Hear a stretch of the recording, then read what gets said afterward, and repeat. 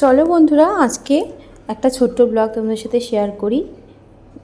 আজকে সকালবেলা 1 cup black টি আর শুকনো মুড়ি দিয়ে দিনটা আমি শুরু করেছিলাম। এখন আমি আর দুধ চা নিচ্ছি না, বিস্কিটও নিচ্ছি না।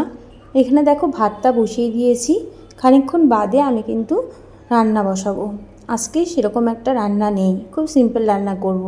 এখানে ঠাকুরের জামা কাপড় পর্দা সব ধোয়া হয়ে গেছে, এগুলোকে আরেকবার ধুয়ে আমাকে মেলে দিতে হবে। জাসমিন এখানে খেলাধুলা করছে। সকালটা আমার কেমনভাবে কাটে সেটাই তোমাদের সাথে শেয়ার করছি। আর আজকে বৃহস্পতিবার খুব দেরি করে গেছিলো বলে রঞ্জিত ফুলের দোকান খোলা পায়নি, অল্প একটুখানি ফুল নিয়ে এসছে, তাই দিয়ে পুজো সেরে নিয়েছি। আমার শাশুড়ি আমার মেয়ের জন্য মাছ পাঠিয়েছে আর আমি ভিন্ডি সিদ্ধ করেছি। আর এখানে একটা সোয়াবিনের তরকারি করছি, মানে সেটা মিক্স। আর আজকে আমার জানো তো একদম রান্না করতে ভালো লাগছে না, এই জন্য আমি প্রেশার কুকারে রান্নাটা করেছি। গাজর দিয়ে, আলু দিয়ে, ক্যাপসিকাম দিয়ে, শুধু কারি পাতা ছিল না, কারি পাতা দিলে না দারুণ লাগতো। মানে আমি কারি পাতা দিয়েও এরকম রান্না করি, সোয়াবিন খুব ভালো লাগে জানো তো খেতে।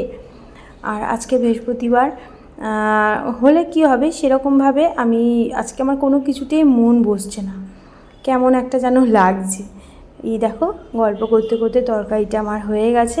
কালারটা এরকম লাল লাল দেখাচ্ছে ঠিকই, কিন্তু ক্যামেরার জন্য জানো তো কালারটা খুব সুন্দর এসেছিলো, খেতেও ভালোই হয়েছে। ভাত দিয়েও এটা আমি খেয়েছি, রাতে রুটি দিয়েও খাবো। আর এই যে ভিন্ডি সিদ্ধ, 1 কোয়া রসুন, পাতিলেবু, অল্প ভাত আর ওই মিক্স যে সোয়াবিনের সবজিটা, ওটাই হচ্ছে আজকের লাঞ্চ মেনু। আজকে বিশেষ আর কিছু একটা করিনি। বিকেলবেলা জামাকাপড় ছেড়ে মানে সন্ধে পুজোটা দিয়ে উঠতে না উঠতেই মানে কাজে বেরাবো, তার আগে একটা পার্সেল চলে এসছে। তো চলো এটাকে ওপেন করি, তোমাদের সাথে শেয়ার করি যে কী এসছে।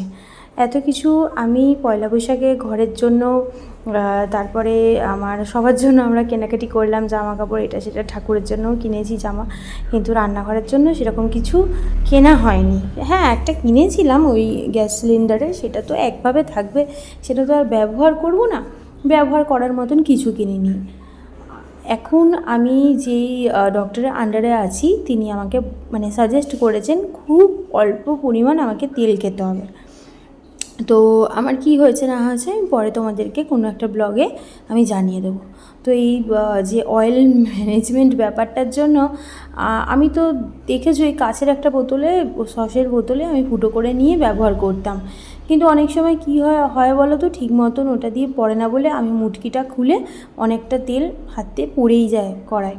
আর রঞ্জিতও মাঝে মাঝে রান্না করে, তখনও একটু বেশি তেল দেওয়া হয়ে যায়। তো আমি কি করেছি, এরকম অয়েল ডিসপেন্সার 2টো অর্ডার করেছি, একটা সর্ষের তেল রাখবো, একটা সাদা তেল রাখবো। আর খুব ওয়েটি ছিল এইগুলো, খুব ভালো ছিল, নজলটাও ঠিকঠাকই ছিল দামের ওয়াইজ। আর এখানে একটা সিলিকনের এরকম দিয়েছে মেজারমেন্ট, যে ইয়েগুলো হয় কি বলে এগুলোকে, কুপি, ওগুলো একটা দিয়েছে সিলিকনের। মোটামুটি এটাও কোয়ালিটি দাম ওয়াইজ ঠিকই আছে, যেরকম গুড় দেবে সেরকমই তো মিষ্টি হবে। তো এটা দেখো 4টে এরকম আমাকে মশলা রাখার দিয়েছে, কি বলে এগুলোকে, কন্টেনার দিয়েছে। এগুলো কাঁচের কোয়ালিটি খুবই ভালো, কিন্তু ঢাকনা যে প্লাস্টিক মেটেরিয়ালটা আমার অতটাও ভালো লাগেনি, যেটা মানে বেশি ইউজ হবে। তো যাই হোক, আমি যেই দামটা পে করেছি সেই অনুযায়ী যা এসছে মোটামুটি কাজ চালিয়ে নেব। আমি নজেলটা প্রথমে অর্ডার করতে যাচ্ছিলাম, তারপর দেখলাম নজেলের দামে এইগুলোই হয়ে যাবে। আজকে আবার আমি যখন কাজে গেছি তখন একটুখানি পাকা পেঁপে আর চিয়া সিড ভিজিয়ে রেখেছিলাম, সেটাকে মিক্স করে নিয়ে গেছি। আর এটাই আমি আজকে মানে টিফিনে নেব সন্ধ্যের টাইমটা। খুব ভালো লাগছিলো খেতে, আর পেঁপেটা খুব বেশি মিষ্টি ছিল, এই জন্য আরও বেশি ভালো লাগছিলো। আর পেঁপে আমার সবসময়ই ভালো লাগে। তো একটা ছোট্ট ব্লগ তোমাদের সাথে শেয়ার করলাম যে আমি নিজের কিন্তু পুরো যে ডেইলি খাওয়া দাওয়াটা পুরো চেঞ্জ করে ফেলেছি, আর গাছটাও বড় হয়েছে, তোমাদের সাথে সেটাই শেয়ার করছি।